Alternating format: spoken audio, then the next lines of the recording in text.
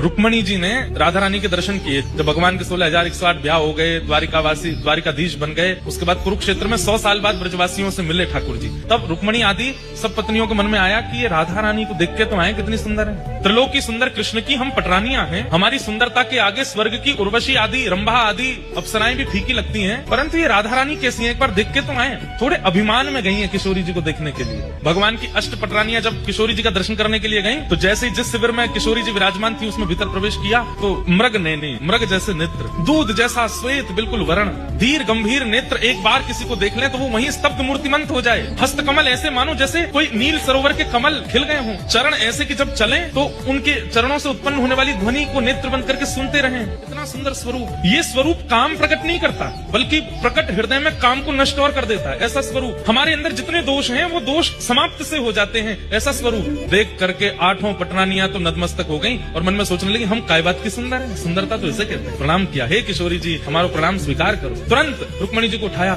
मैं राधा रानी नहीं हूँ, मैं तो दासी हूँ। राधा रानी भीतर है, किशोरी जी तो भीतर विराजमान है। 8 में से 4 तो वहीं से लौट गए। बोले जब दासी की सुंदरता हमसे सहन नहीं हो रही है, किशोरी जी को कहाँ देखेंगे। 4 ने प्रयास किया और भीतर गई, तो बाहर जिसे देखा उससे भी अतीत सुंदर। बाहर वाली की सुंदरता तो दोष नष्ट कर रही थी, अंदर जिसको देखा उससे दोष नष्ट तो हुए बल्कि गुण प्रकट होने लगे। दया, प्रेम, शीलता, ये सारे जो अच्छे गुण होते हैं उसका दर्शन करके वो प्रकट होने लगे। बोले निश्चित किशोरी जी ने। प्रणाम किया, बोले आप किशोरी जी? बोले नहीं मैं दास। किशोरी जी भीतर है। 2 वहां से भी लौट गई। बोले कि अब किशोरी जी को नहीं सहन कर पाएंगे हम, ये तो दासियों ने हमारे मान का मर्दन कर रखा है, किशोरी जी क्या करेंगे। कहते हैं अंत तो गत्वा रुक्मणी जी पहुंची बस। और जैसे ही रुक्मणी जी ने प्रवेश किया, असंख्य, संख्या गिनी नहीं जा सकती, इतनी असंख्य सुंदरियां चारों ओर बैठी हैं। और उन सबकी सुंदरता में विशेषता यह है, एक की भी सुंदरता काम प्रकट नहीं कर रही है, सबकी सुंदरता गुण प्रकट कर रही है, नेत्रों से अश्रु प्रकट कर रही है, दीनता प्रकट कर रही है, दैन्य प्रकट कर रही है। और उन सबके मध्य में एक सिंहासन पर तप्त कांचन गौरांगी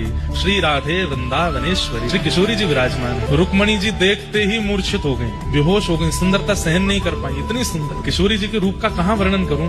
तुरंत किशोरी जी ने जाकर के रुक्मणी जी को संभाला। जब होश में आई, कहाँ तो देखने आई थी, परखने आई थी, जानने आई थी, अब स्थिति क्या हो गई। जो रुक्मणी जी कभी कृष्ण से वियोग की इच्छा नहीं रख सकती, ठाकुर जी दूर चले भी जाते हैं तो रो रो करके रुक्मणी जी का बुरा हाल हो जाता है, वो रुक्मणी जी की स्थिति क्या हो गई। किशोरी जी को देख करके कह रही हैं, हे श्यामाजू बस एक इच्छा पूरी कर दीजिए। बोले क्या? बहुत वर्षों तक द्वारिकाधीश की सेवा करी, अब आप अपनी सेवा में मुझे भी दासी बना लें और अपने साथ बरसाने ले चलो, हम द्वारिका को प्रणाम करके आपकी शरण में बरसाने चलें। तब किशोरी जी ने हृदय से लगाया, नहीं, हमारे प्राण आपके पास हैं, उनकी सेवा आपको करनी है, और जब समय होगा तो हम आपको स्मरण कर लेंगे। जब बाहर रुक्मणी जी निकल करके आई तो कहते हैं 2 दिन तक तो मौन ही रही, बोली ही नहीं, बस नेत्रों से अश्रुपात और ध्यान में बैठी हैं किशोरी जी। इतना सुंदर